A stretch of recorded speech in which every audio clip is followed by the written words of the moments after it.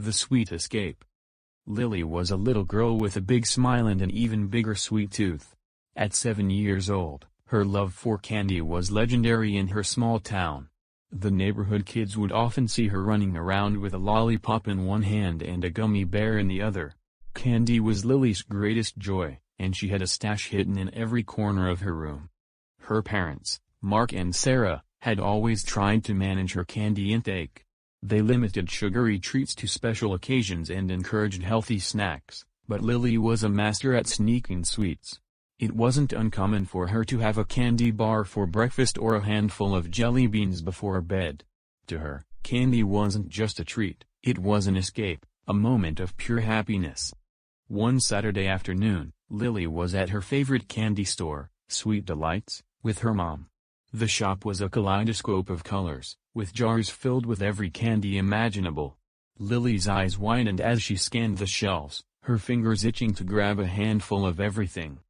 "I'll have 2 of those, and 3 of those, and oh, don't forget those," Lily said, pointing excitedly at the various jars.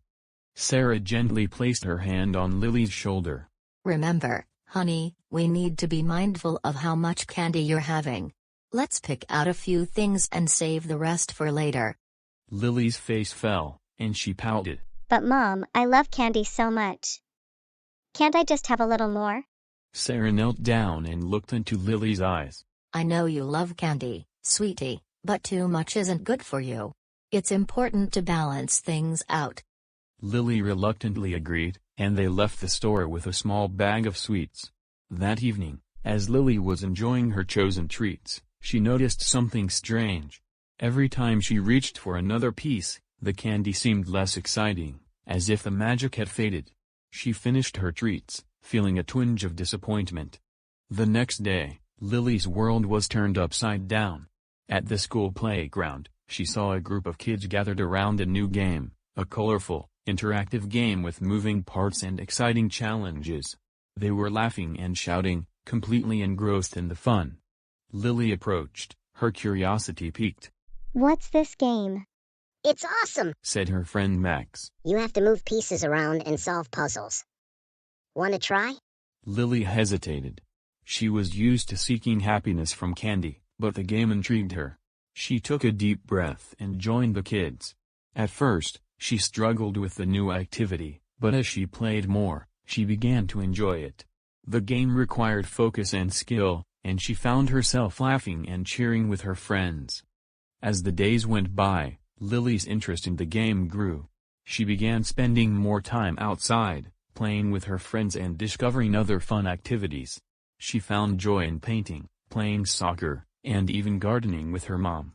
Each new experience was like a treasure trove of happiness that didn't revolve around candy.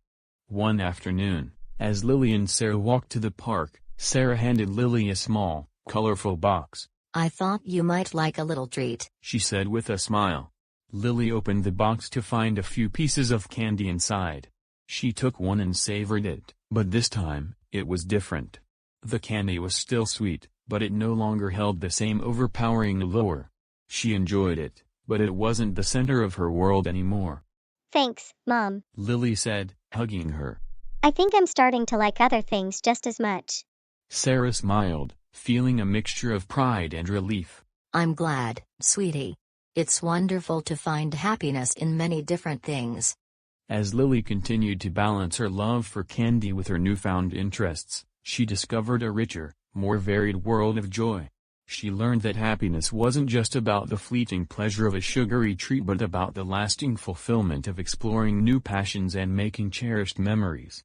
And so, Lily's days were filled with a vibrant mix of activities, laughter, and occasional candy treats, a sweet harmony that made her smile from within.